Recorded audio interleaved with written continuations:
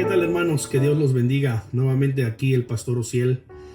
Estoy en un plan de lectura de la Biblia y acabo de pasar por el libro de Jueces. Es un libro especial, un libro que marca la transición del tiempo de Moisés y Josué al tiempo de los primeros reyes. Y es un tiempo en el que el pueblo de Israel fue gobernado básicamente por jueces, una especie de héroes guerreros que ayudaron a que Dios liberara a su pueblo de la esclavitud, de los pueblos enemigos que quedaron alrededor de ellos, que no fueron conquistados, que no fueron echados. El libro tiene la historia de Sansón, tiene la historia de Jefté, tiene las historias de otras heroínas y héroes como Débora, ¿verdad?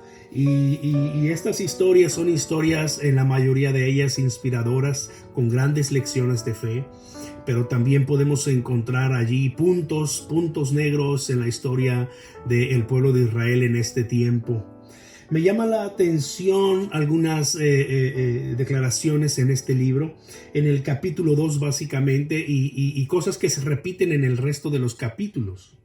En primer lugar, llamo su atención a esta parte del capítulo 2, versículos del 1 al 5, que dice: el ángel del Señor subió de Gilgal a Boquim y dijo: yo los saqué de Egipto y los introduje en la tierra de la cual había jurado vuestros padres, diciendo: no invalidaré jamás mi pacto con ustedes, con tal que ustedes no hagan pacto con los moradores de esta tierra, cuyos altares han de derribar, mas ustedes no han atendido a mi voz. ¿Por qué han hecho esto? Por tanto, yo también digo: no los echaré de delante de ustedes, sino que serán azotes para sus costados, y sus dioses van a ser tropezadero para ustedes. Cuando el ángel del Señor habló estas palabras a todos los hijos de Israel, el pueblo alzó su voz y lloró, y llamaron el nombre de aquel lugar Boquim, y ofrecieron allí sacrificios al Señor. El pueblo de Israel no había sido obediente en sacar, en echar, en expulsar a todos estos pueblos de la tierra prometida. Los toleraron con el pretexto de hacerlos tributarios. Los toleraron y eso vino a ser al tiempo tropezadero para el pueblo de Israel. El ángel del Señor vino entonces y declaró su palabra, declaró su juicio y dijo: entonces yo no los voy a echar de delante de ustedes y van a ser tropezadero para ustedes. Y esto se ha cumplido desde aquellos años hasta el día de hoy, en este siglo XXI. El versículo 10 del capítulo 2 dice: y toda aquella generación también fue reunida a sus padres, y se levantó después de ellos otra generación que no conocía al Señor ni la obra que Él había hecho por Israel.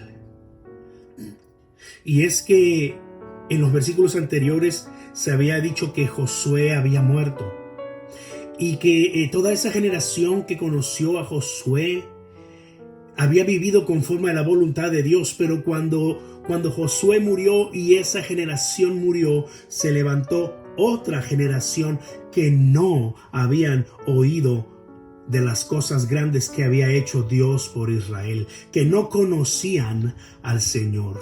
Qué triste es darnos cuenta que es solo suficiente una generación que no enseñe las cosas de Dios, que no transmita el poder y el amor de Dios, para que entonces toda una generación se pierda alejada de Dios.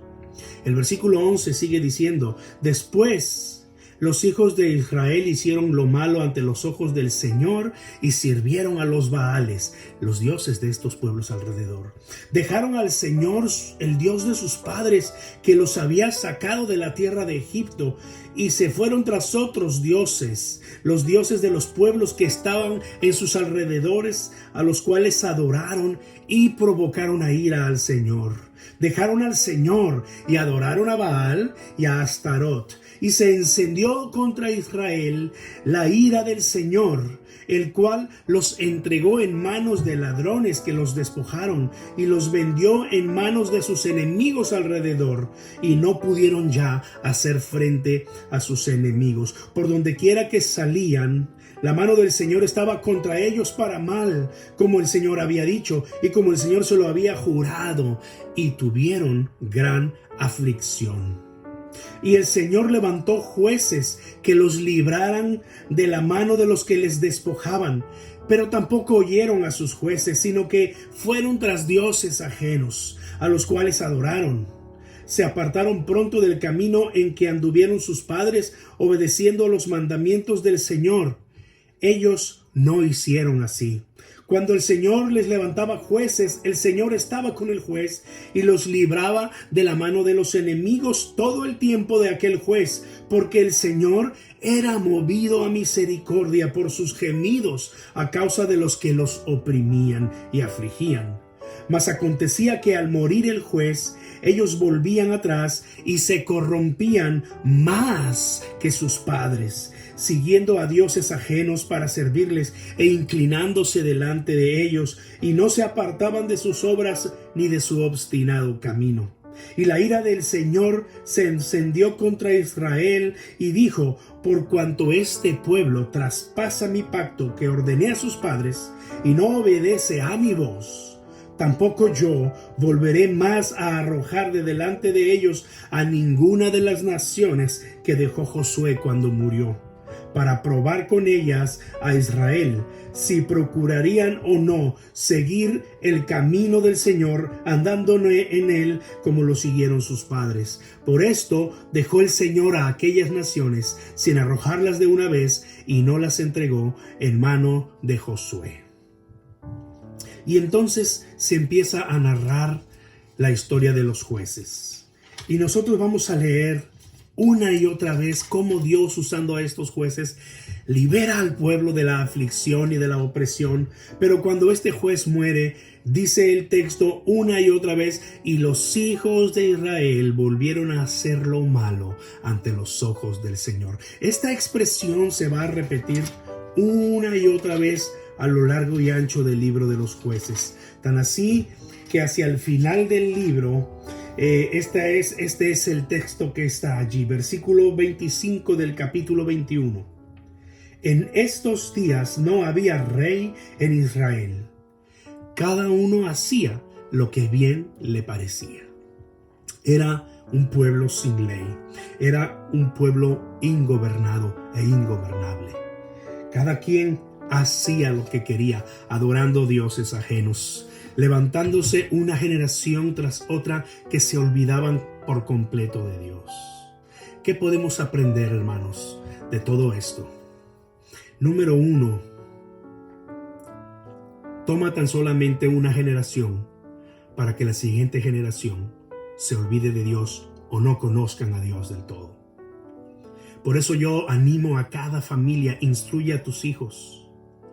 Dicen los expertos que los primeros 5 años son cruciales.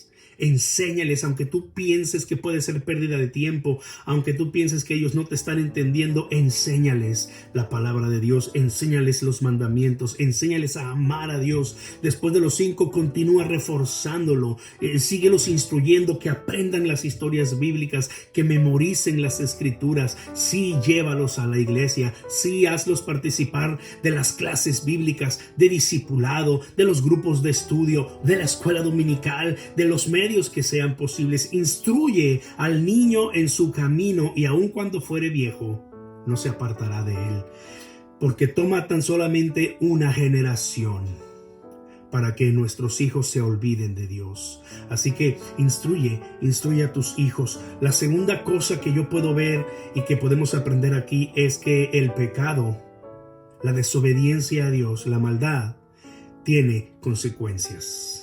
Tiene consecuencias, y muchas veces no solamente somos nosotros los que llevamos las consecuencias, también nuestros hijos. El pecado, la desobediencia a Dios tiene consecuencias. Pero número 3, y la más importante de todas: Cuando tú eres sincero delante de Dios y reconoces que has andado en malos caminos y te arrepientes de todo corazón, Dios te perdona, Dios tiene misericordia de ti, Dios se levanta de su trono y Dios da la orden para que tú seas liberado. Y entonces Dios envía los recursos, entonces Dios envía a las personas, entonces Dios envía a sus ángeles para ayudarte en todos tus caminos y levantarte. Dios es misericordioso. Su palabra declara que Él es lento para la ira, pero es grande en misericordia. Su palabra dice que Él no nos ha pagado conforme a nuestros pecados, pero así como está lejos el oriente del occidente, hizo alejar de nosotros